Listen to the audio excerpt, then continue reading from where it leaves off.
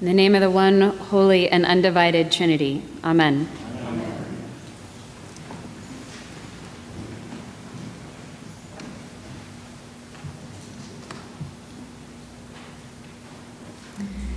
I watched a documentary recently where a woman spoke about her relationship to the land that she lived on. She lives in something like a commune in Tennessee. She was talking about the experience of walking the land at night. She said, "You can choose to go out with a flashlight. You're more likely to not get hurt. You can keep your eye on the path. You can see each little root as it sticks out. You're less likely to step on a snake." But, she said, she prefers to take her nighttime walks without the flashlight,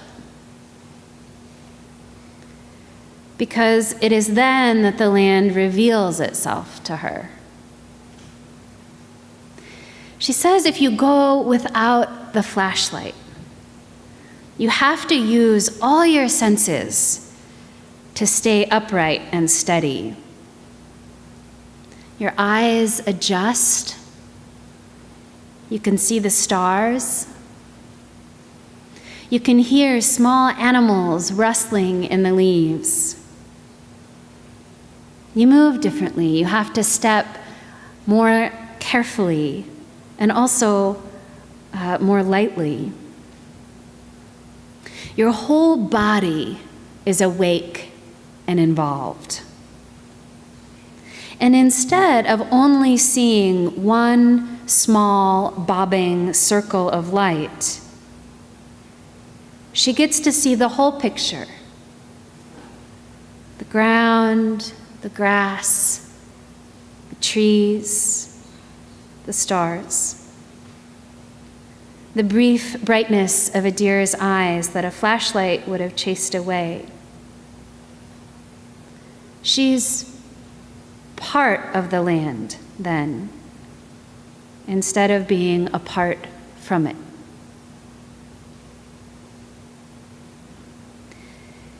In the gospel reading this morning, we hear Jesus reading from Isaiah, declaring that the moment has come for good news to the poor, release to the captive, sight to the blind, and freedom to all oppressed. A good reading for us in this country the week we have been considering and confronting the demands of the legacy of Martin Luther King Jr. Although it's interesting to have this grouping in this list of justice-related proclamations, benefits for the poor, the imprisoned, and the oppressed. And then what appears to be the odd duck out, sight to the blind. So one scholarly theory about the many people who regained their sight after contact with Jesus and his band of roving friends is that we know he instituted feeding programs wherever he went. He was always feeding people. The man liked food. When people gathered around him, there was food. And one of the primary causes of blindness in the world at that time was vitamin A deficiency. And some blindness related to vitamin A deficiency is reversible. So Jesus travels all over his area, making sure that people are getting enough to eat, because people are finally sharing with one another in the way of being with one another that he has established. Some people start to get the basic their basic nutritional needs met, and enough to get their sight back. So these stories proliferate. Hey, wherever Jesus was, people can see again. And later those stories get coalesced into stories about individuals, the healing of individuals. So that's only one interpretation, and a materialist one, from the skeptical end of the spectrum. It isn't the only one. It's interesting. Another interpretation that might bridge the gap between this odd duck proclamation and the justice proclamations might be informed by our friend from the farm in Tennessee.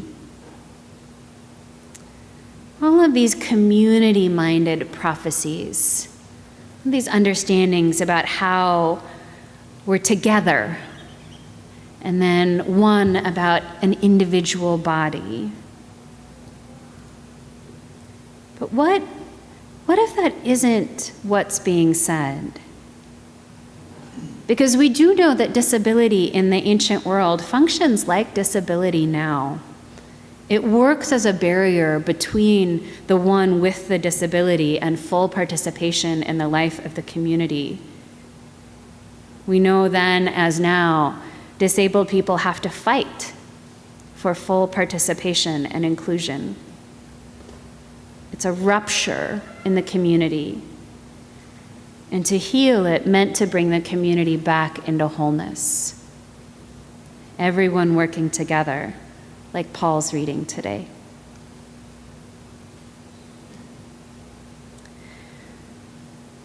If we manage to lift our own eyes from the flashlight of our own immediate concerns, or even the blinding little bobbing light of our own theology, or our own ego, or our own petulance, or our own annoyances. If we shut that off, we can sometimes start to lift into wholeness, into being a part of the whole picture, into looking at what a healed world might look like. A world free of any desire for any sort of dominion. A world where there are no more prisoners and no more prisons. A world that Martin dreamed with a basic minimum income for everyone. That world would take more of ourselves. It would take more of our attention and care. It would take more awakeness and alertness. It might take us relinquishing something, relinquishing the security of that little light. We would have to walk and step differently. And this might be the best of what Revelation means when we're in this season where we're really talking about epiphany, manifestation, these sudden involuntary awarenesses of where and how God is, where we take the same stuff that's always been there. For her, the same land. For us, our same jobs and our same families and our same cars and our same bikes and our same lives. And looking at it differently. Using our own senses differently. There's no shortage of God in the world. And no shortage of God's action.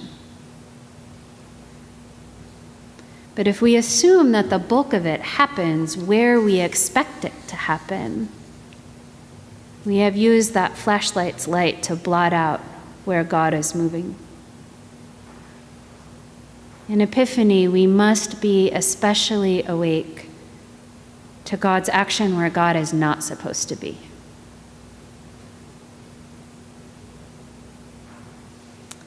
And that responsibility will also mean that we are a part of it, not separate from it. That barriers start to fall. We no longer consider ourselves superior or different from people who live in different ways than we do. We will stop considering our own safety and protection as our first priority. We might even trip and fall as we're learning the new terrain. That's okay. We will be one blessed animal on the land, stepping lightly.